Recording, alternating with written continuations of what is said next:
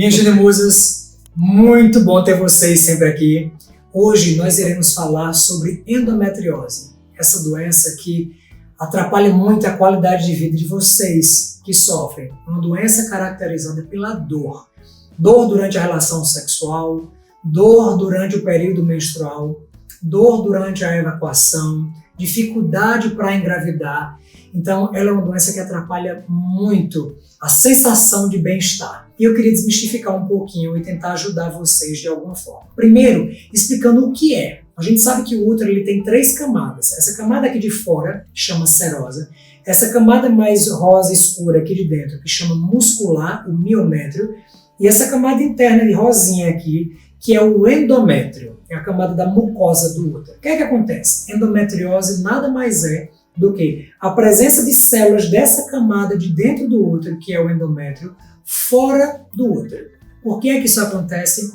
A medicina ainda não sabe. Existem mais ou menos umas 7 teorias que tentam explicar por que é que essas células endometriais saíram da cavidade do útero e começaram a se implantar nos ovários, nas trompas, no intestino, na bexiga. Tem caso de endometriose no pulmão, tem caso de endometriose no cérebro, no olho, no umbigo, enfim. Existe uma série de locais que essa doença pode acometer. Qual é o grande problema?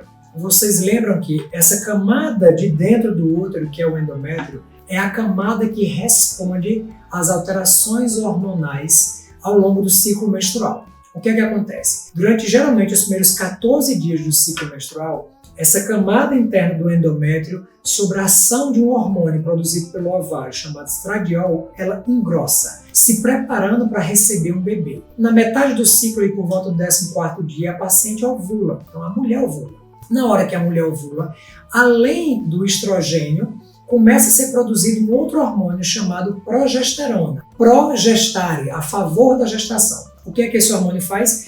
Pega essa camada do endométrio que acabou de ser engrossada e ela favorece com que o bebê, que provavelmente deve chegar no final desse ciclo, ele consiga se implantar para gerar uma gravidez de sucesso. O que é que acontece? Quando a mulher não engravida neste mês, esses hormônios, estrogênio e progesterona, eles caem e aí vem a menstruação. Até aí tudo entendido? O que é que vai acontecer nas mulheres que apresentam endometriose? Endometriose é a presença desse mesmo tecido daquele dentro do útero, fora do útero. Então, sempre que a paciente tiver essas oscilações e não engravidar, ou seja, o estrogênio engrossar essas células e multiplicar, e a progesterona depois descamar, a paciente vai menstruar, ou seja, ela vai sangrar onde tiver essas células. E por isso, se essas células estiverem no ovário, vai formar o endometrioma, que dificulta essa mulher engravidar. Se a paciente tiver essas células aqui atrás do útero, durante a relação sexual, quando o pênis penetrar, vai bater nessa região que vai estar com sangue, vai estar inflamada e vai sentir dor. Se a paciente tiver células no intestino, como endometriose profunda, ela vai menstruar e sangrar pelaquele local. Então vê que doença complicada. E além de ser uma doença hormônio dependente, por isso que um dos tratamentos a gente tem que bloquear a produção desses hormônios nas mulheres que não querem engravidar, ela também é uma doença inflamatória. Então veja só, 80% do problema está na produção hormonal e 20% está na inflamação. Então, por definição, endometriose é uma doença inflamatória, 20%, estrogênio dependente, ou seja, precisa que esse hormônio ele aumente, engrosse essas células e depois descampe. Qual é o grande problema? A grande maioria das mulheres tem apenas utilizado bloqueio hormonal, que resolve 80% do problema, mas não tratam a inflamação, que é mais 20% do problema. E aí é exatamente por isso que essas mulheres não melhoram completamente.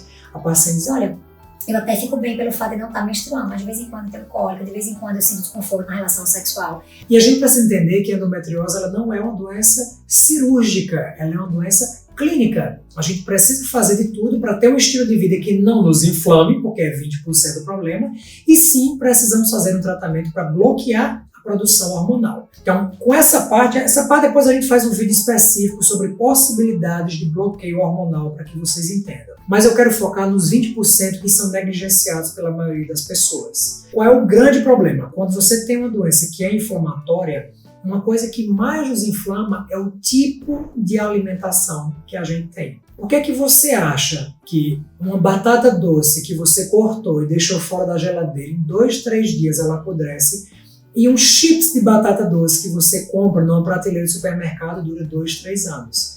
Porque quando você come esses alimentos industrializados, eles têm conservantes. E esses conservantes são grandes venenos para o nosso organismo, infelizmente. Então, nessas pessoas que têm doenças inflamatórias, quando você come alimentos embutidos, enlatados, industrializados, ricos em conservantes, isso quando entra no seu organismo, ele causa uma alteração da sua flora intestinal, chamada desbiose intestinal, e isso gera uma reação inflamatória, porque o corpo diz, poxa, esse tipo de coisa não é para mim. Então, a gente não foi feito para comer tantos alimentos industrializados como a gente consome hoje em dia, infelizmente. Mas pela praticidade, enfim, pela a correria do dia a dia, a gente termina fazendo esse tipo de opção.